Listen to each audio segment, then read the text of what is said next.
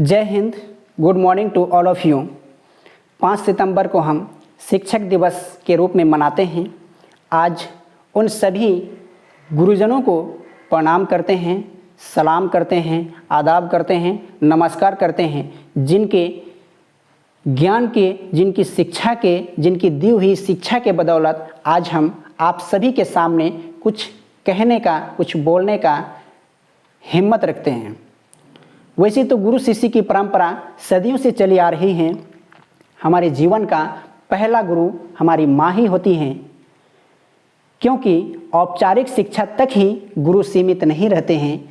औपचारिक शिक्षा तो कुछ सालों के लिए होती हैं, जबकि उनके तुलना में हमारा जीवन कहीं बहुत ज़्यादा बड़ी है। गुरु का स्थान बहुत ही इम्पोर्टेंस है एक व्यक्ति के जीवन में। इसीलिए गुरु को भगवान से ज़्यादा जो है कि दर्जा दिया गया है।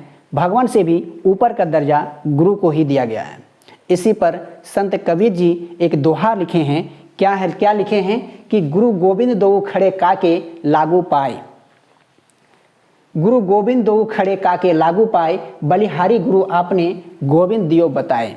अर्थात इस दोहा का मतलब यह है कि अगर एक गुरु और भगवान दोनों एक साथ खड़े मिले तो सबसे पहले हमें गुरु को जो है कि पूजना चाहिए, बाद में भगवान को पूजना चाहिए, क्योंकि भगवान तक पहुंचने का जो रास्ता हमें बताया वो गुरु ही बताए हैं।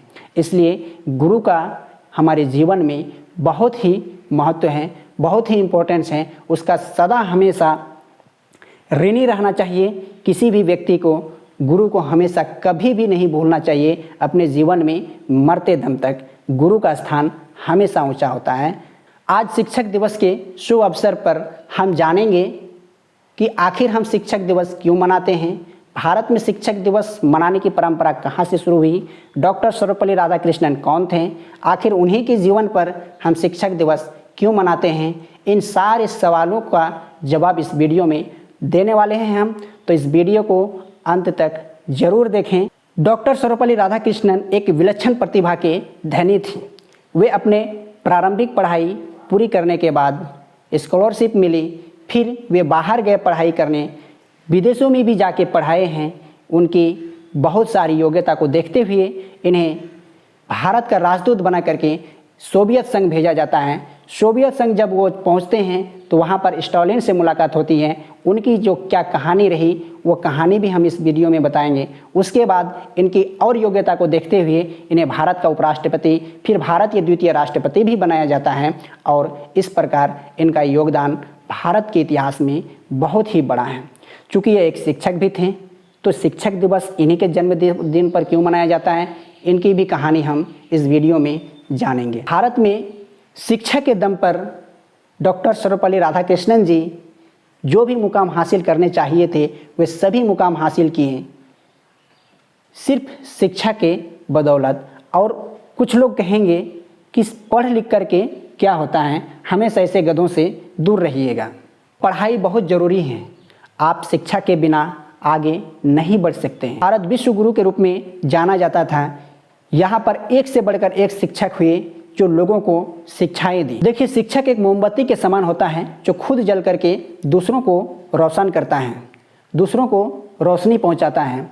शिक्षक हमेशा हारना पसंद करता है अपने विद्यार्थियों से। वो कभी नहीं चाहते हैं कि हम आगे बढ़ जाएं और हमारा विद्यार्थी पीछे रह जाएं। वह हमेशा अपने विद्यार्थियों को आगे बढ़ाना चाहते हैं।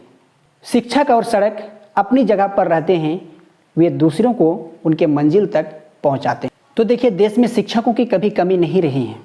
चाहे आचार्य चाणक्य रहे हों, जो देश के इतने बड़े कुशासन धनानंद को समाप्त कर एक साधारण से व्यक्ति को रंग से राजा बना दिया, चाहे गुरु द्रोणाचार्य रहे हों, चाहे स्वयं भगवान कृष्ण भी ही रहे हों। इन्होंने गीता में अर्जुन को इतनी सारी शिक्षाएं दी, युद्ध के मैदान में भी बहुत सारी शिक्षाएं दी। तो हमारा भारत ऐसे ही विश्व गुरु नहीं कहलाए। हमें अपने इस धरोहर को संजो कर रखना हमारा और आपका कर्तव्य है कि इनको हम और आगे ले जाएं, इनको और आगे बढ़ाएं। आइए आज शिक्षक दिवस के अवसर पर डॉक्टर सर्वपल्ली राधाकृष्णन के जीवन के बारे में जानते हैं। इनका जन्म 5 सितंबर 1888 को तमिलनाडु के एक छोटे से गांव में हुआ था। इनके पिताजी सर्वपल्ली वीरास मियाँ, इनके माताजी का नाम सीताम्मा, और इनकी एक छोटी सी उम्र में विवाह हो गया था। इनकी पत्नी का नाम है शिवा कामू। अगर इनकी एजुकेशन की बात करें तो ये अपनी प्राइमरी एजुकेशन केवी हाई स्कूल तिरुतनी से पास की। इसके बाद वेल्लोर गए, वहाँ क्रिश्चियन कॉलेज। यहाँ पर एक संयोग क्या बनता है, चूँकि डॉक्टर सर्वपल्ली राधाकृष्णन का मन था उनका कि हम विज्ञान विषय को लेकर के आगे बढ़ें। विज्ञान विषय में वो बहुत ज़्यादा रुचि रखते थे, लेकिन एक संयोग बनता है कि उनके एक रिश्तेदार का बेटा जो क्रिश्चियन कॉलेज में पढ़ता था, वो एक दिन उनसे मिलने आते हैं और उनके पास उनका एक फिलोसॉफी का बुक रह जाता है।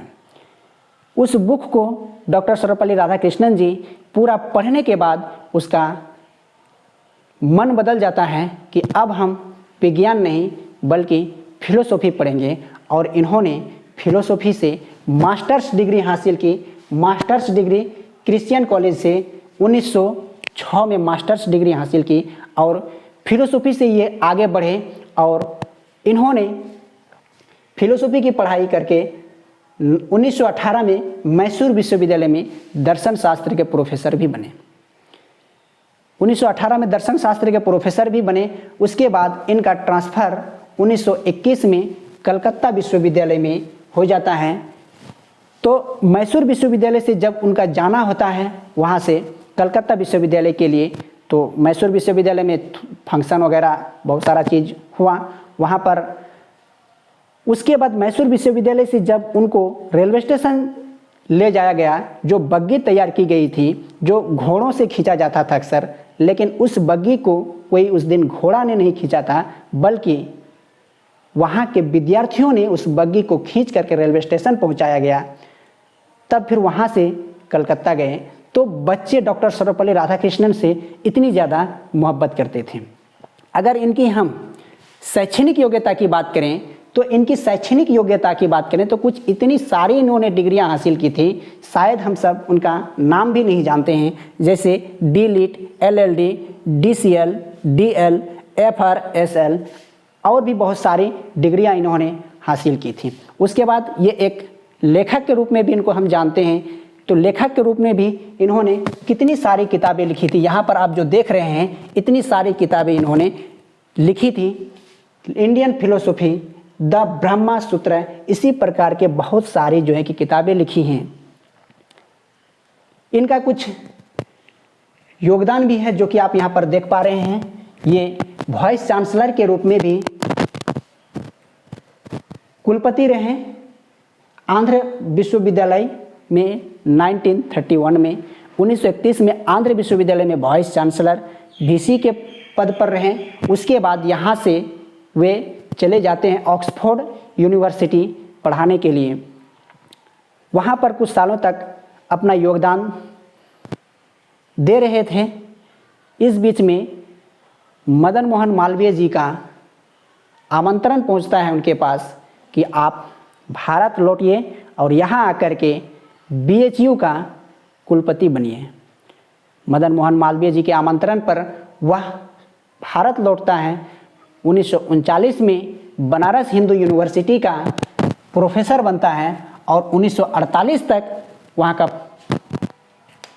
उस कुलपति के पद को सुशोभित करता है। इनकी योग्यता को देखते हुए इन्हें भारत सरकार के भारतीय राजदूत और पूर्णाधिकारी बना करके इन्हें सोवियत संघ भेजा जाता है। सोवियत संघ 1948 में भेजा जाता है। 1952 तक ये भारत के विशेष राजदूत बनकर रहता है। वहाँ जाकर के स्टालिन से मुलाकात होती है और स्टालिन जो पूरी दुनिया इनको शैतान के नाम से जानती हैं, उनसे इनका मुलाकात कुछ ही मिनटों की मुलाकात तय होती है। लेकिन वह मुलाकात कैसे घंटों में बदल जाती है, और घंटों ही नहीं बल्कि ये मुलाकात 3 घंटों में बदल जाती है। डॉक्टर सर्वपल्ली राधाकृष्णन जी स्टालिन से पूछा कि आपसे मिलना इतना कठिन क्यों है, आपको दुनिया शैतान क्यों कहती है। तो स्टालिन का जवाब था कि अगर हमसे मिलना इतना कठिन था तो आप और हम मिल नहीं रहे होते हैं, कम से कम मिल तो रहे हैं, तो इसमें कहाँ कोई दिक्कत है। फिर स्टालिन कहा कि पूरी दुनिया हमको शैतान कहती है, लेकिन आपने हमें इंसान समझा। इसी तरह से बातों का सिलसिला चलते रहता है और डॉक्टर सर्वपल्ली राधाकृष्णन इनको अपने विचारों से इतना ज़्यादा प्रभावित करता है कि स्टालिन भी उनका बात को सुनते सुनते घंटों, 2 घंटों, 3 घंटा तक इनकी बात को सुनते रहा। तो ये थे डॉक्टर सर्वपल्ली राधाकृष्णन, जो अपने कहीं पर भी जाते थे तो अपना विचार का प्रभाव छोड़ करके जाते थे। उसके बाद आइए, ये कई जो है कि बोर्ड का अध्यक्ष भी रहे हैं, जैसे कि यहाँ पर देख सकते हैं आप, इंडियन फिलोसॉफी कांग्रेस 1927 और 1950 में अध्यक्ष रहे हैं। अधिशासी बोर्ड यूनेस्को 1948 में भी अध्यक्ष रहे हैं। विश्वविद्यालय शिक्षा आयोग भारत सरकार में 1948 से 1949 तक जो है कि ये अध्यक्षता की। उसके बाद यूनेस्को महासम्मेलन में भी 1952 से 54 तक इन्होंने अध्यक्षता की। फिर इसके बाद 1958 में भी इन्होंने अध्यक्षता की। उसके बाद बुद्ध जयंती समिति में भी इन्होंने अध्यक्षता की और इनको इतनी सारी योगदान को देखते हुए भारत सरकार इनको भारत रत्न से सम्मानित करता है 1954 में।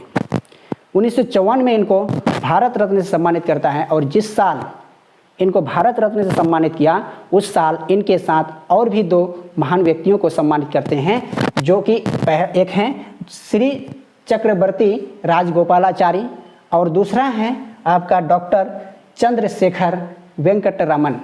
इन 2 व्यक्तियों को भी उस साल भारत रत्न से सम्मानित करता है। आइए आप जानते हैं डॉक्टर सर्वपल्ली राधाकृष्णन के राजनीतिक जीवन।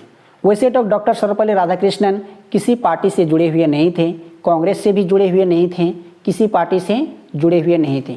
फिर भी इनकी योग्यता को देखते हुए इन्हें 1939 से 52 तक भारत के विशेष राजदूत के तौर पर सोवियत संघ में भेजा गया।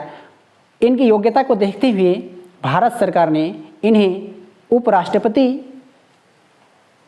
बनाते हैं और 2 कार्यकाल तक ये राज्यसभा के पदेन सभापति के रूप में अपना योगदान देते हैं। क्योंकि हम जानते हैं जो भारत के उपराष्ट्रपति होता है वही जो है कि राज्यसभा के पदेन सभापति भी होते हैं। तो इन्होंने अपने 2 कार्यकाल तक भारत के उपराष्ट्रपति रहे और फिर 1962 के चुनाव में इन्हें भारत के राष्ट्रपति के रूप में भी स्थान दिया जाता है। और जब 1962 में डॉक्टर सर्वपल्ली राधाकृष्णन जब राष्ट्रपति बनकर राष्ट्रपति भवन पहुंचे, उनके कुछ छात्रों और मित्रों ने उनसे अनुरोध किया कि वे उन्हें अपना जन्मदिन 5 सितंबर मनाने की अनुमति दें। उन्होंने उत्तर दिया कि मेरे जन्मदिन को मनाने के बजाय अगर 5 सितंबर को शिक्षक दिवस के रूप में मनाया जाए तो यह मेरे लिए गर्व की बात होगी। तब से उनके जन्मदिन को भारत में शिक्षक दिवस के रूप में मनाया जाता है। ऐसे महान शिक्षक 17 अप्रैल 1975 को इस संसार से हमेशा के लिए विदा हो गए। ऐसे महान शिक्षक को हम कभी नहीं भूलेंगे और उन शिक्षकों को भी हम कभी नहीं भूलेंगे जो हमें पढ़ा लिखा करके इस योग्य बनाया है कि हम जीवन को सही ढंग से जी सकें। आशा करते हैं कि हमारी यह वीडियो ज्ञानवर्धक रही होगी आपके लिए। जय हिंद, जय भारत।